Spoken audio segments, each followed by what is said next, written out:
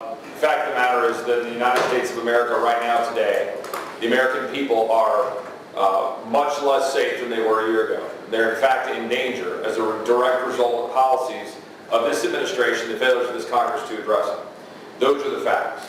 We had National Guard having to actually fire yesterday and use their weapons and fire on someone that was, I think, alleged to be paid by a cartel in Texas. We had a significant number of assaults on Texans. We've had ranchers getting overrun, fences getting cut, livestock getting out. We've got COVID problems in South Texas. We've got Border Patrol who are facing danger. We have immigrants that are being, currently as we speak, sitting here in the confines of the United States Capitol, we have immigrants being taken up I-35 to be put into the sex and human trafficking trade. Those are the facts. That's what the data will tell you.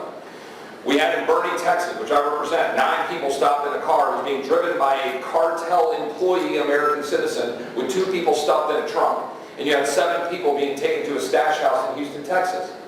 That's happening right now. There's a stash house in Houston, Texas. There's a stash house in San Antonio. There's a stash house in Del Rio. A stash house in Laredo.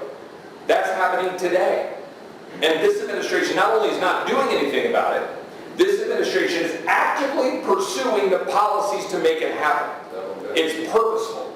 They are making choices to endanger migrants for crass political purposes and endangering Americans in the process. Human beings are dying. Human beings are getting raped. People are being put in danger. Fentanyl is flooding into our schools. Right now today in America, there'll be a child, or an adult, I should say, in college, an 18, 19, 20-year-old, who will take Xanax, and it will be laced with fentanyl because it was cooked in the backyard by a cartel in Mexico, being pumped through by China into Mexico into the Western Hemisphere to endanger Americans. That's happening today. And the administration has the policies and the tools that they could enact to do something about it, and they refuse to.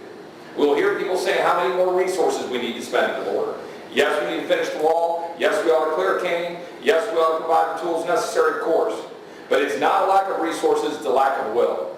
It's a lack of will to enforce the policies that exist, and we ought to enforce them. Right now today in the United States Capitol, a mere feet from where we are right now, people are not allowed to dine without showing a vaccine passport card. Yet we have people pouring across our border when we have Title 42 pandemic rules that would allow us to stop them. Yet we're not doing it. We have a court order by a federal judge in Texas for microprotection protocols to be used in Mexico, but yet Mayorkas and the Biden administration refuse. They lie saying that they're going to do microprotection protocols, while also having a memo saying they want to unwind them, and everybody gets the joke.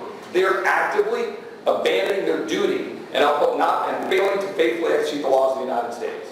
That's what's happening. The American people need to know it. I'm grateful for the law enforcement people on the lines. Pete and others have already talked about what's happening in our cities, the danger to Americans, the 24-year-old who was stabbed yesterday, the 19-year-old girl who was just killed in New York, the 50% rise in homicides in Austin, the 50% rise in homicides in San Antonio, the danger on our streets because we're not back in the blue.